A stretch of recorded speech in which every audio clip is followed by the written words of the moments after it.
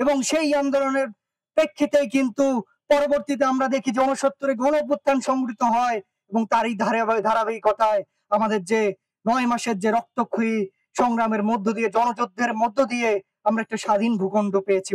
সেই দিন ওই স্বৈরাচারী আইয়ুব সরকার কিভাবে করে এখানে শিক্ষাকে সংকোচন করার জন্য, শিক্ষাকে একটা পণ্যের মোড়কে মানুষের সামনে হাজির করার জন্য তার যে শরীফ কমিশন করেছিলেন, আমরা দেখেছি সেই শরীফ কমিশন কিভাবে করে তারা এই যে এখানে সর্বজনের যে শিক্ষা, যে এখানে মানুষের যে একদম সর্বজনীন শিক্ষা, সেটাকে কিভাবে করে সংকুচিত করে শিক্ষাকে ধনীর কাছে শিক্ষাকে একটি পণ্য হিসেবে হাজির করেছিল।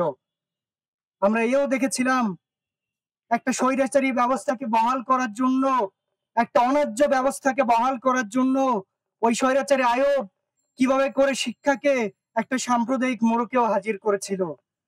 বন্ধুগণ, তার বিপরীতে সেই সময় ছাত্র সমাজ, এখানকার অপরাপর বিভিন্ন শ্রমজীবী মানুষ, অন্যান্য নাগরিক জনতাকে সাথে নিয়ে তারা দুর্বার আন্দোলন গড়ে তুলেছিল।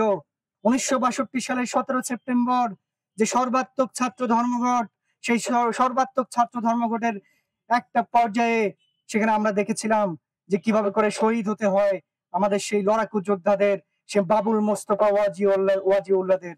এই যে ৬২ সালের যে শিক্ষা আন্দোলন আমাদের স্বাধীনতা সংগ্রামের একটা অন্যতম সোপান হিসেবে সামনে এসেছিল, যার কারণে সেই সময় যে ছাত্র সংগ্রাম পরিষদ গঠিত হয়, ছাত্র সংগ্রাম পরিষদ দাবি করেছিল যে শিক্ষাকে হতে হবে সর্বজনীন, শিক্ষাকে হতে হবে বৈষম্যহীন।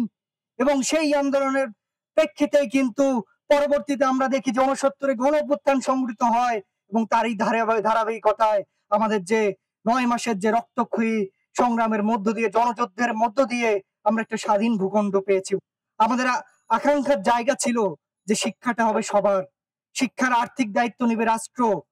কিন্তু দেশ স্বাধীন হওয়ার পর এখানে প্রথম যে শিক্ষানীতি প্রণয়ন হয় মুজিব সরকারের হাত ধরে, সেই শিক্ষানীতি থেকে শুরু করে আজকে পর্যন্ত এই ৫৫ বছর ধরে এখানকার শাসক শ্রেণী এই শিক্ষাকে নিয়ে ব্যবসা করেছেন।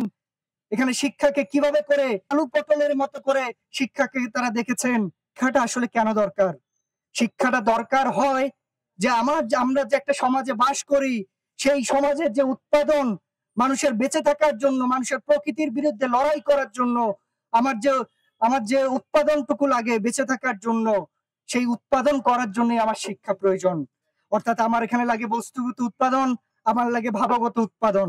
তাহলে সমাজের প্রয়োজনে যদি আমাকে উৎপাদন করতে হয়, উৎপাদনের জন্যই যদি শিক্ষা হয়, তাহলে সেই শিক্ষার দায়িত্ব এখানে সমাজকেই নিতে হবে এবং সেই সমাজের দায়িত্বটা মূর্ত হয় রাষ্ট্রের মধ্য দিয়ে। একটা যখন বাজেট প্রণয়ন হয়, সেই বাজেটে যে শাসকদের যে শিক্ষা ক্ষেত্রে বরাদ্দ, সেই বরাদ্দের মধ্য দিয়ে কিন্তু এই শাসক শ্রেণী শিক্ষাকে কিভাবে করে দেখে তার একটা দৃষ্টিভঙ্গির কিন্তু প্রতিফলন ঘটে। যেখানে বারংবার এখানে যে শিক্ষার বাজেট, সেই শিক্ষার বাজেট ১০, ১১, ১২% যে ঘর সেই ঘরের আশেপাশেই থাকে। কিন্তু আমরা বলেছি একটা শিক্ষা ব্যবস্থা, তার যে ন্যূনতম অর্থে যদি একটা শিক্ষা ব্যবস্থাকে পরিচালিত হতে হয়, তাহলে তার জিডিপির হচ্ছে যে ৬% বরাদ্দ থাকতে হয় এবং সেটা দাঁড়ায় জাতীয় বাজেটের অন্তত ২৫%। ফলে সমাজতান্ত্রিক ছাত্র ফ্রন্ট আমরা কিন্তু সেই প্রতিষ্ঠা লগ্ন থেকে শিক্ষার সর্বজনীন অধিকার এবং শিক্ষার সম্পূর্ণ আর্থিক দায়িত্ব যে রাষ্ট্রকে নিতে হবে, এই কথা আমরা বারংবার বলে এসেছি। শুধু শিক্ষার সর্বজনীন অধিকার নয়, শিক্ষার উপর যে একটা সাম্প্রদায়িক আক্রমণ, নানান ধরনের সাম্প্রদায়িক আক্রমণ কিন্তু আমরা বিগত সময়ে দেখছি, বর্তমান সময়ে দেখছি। এখানে আমরা দেখেছি হেফাজতের সাথে আঘাত করে তারা কিভাবে করে পাঠ্যপুস্তক থেকে, যে ওখানে হচ্ছে যে তারা হেফাজতে ইসলাম তারা দাবি করেছিলেন যেখানে নাকি হিন্দু লেখক, নাস্তিক লেখকদের লেখালেখি পাঠ্যপুস্তকে থাকা যাবে না।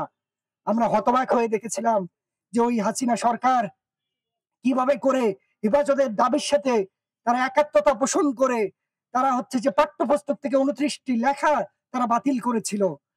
ঠিক একই ধরনের আক্রমণ কিন্তু আমরা আজও দেখতে পাচ্ছি বন্ধুগণ। অভ্যুত্থান পরবর্তী সময়ে এখানে যখন পাঠ্যপুস্তকে আপনারা জানবেন, এখানে যে আন্দোলনের সময়, অভ্যুত্থানের সময় এখানকার ছাত্র জনতা যে গ্রাফিতি করেছিল, সেই গ্রাফিতির একটা ভাষা কিন্তু বইয়ে যুক্ত হয়েছিল বন্ধুগণ।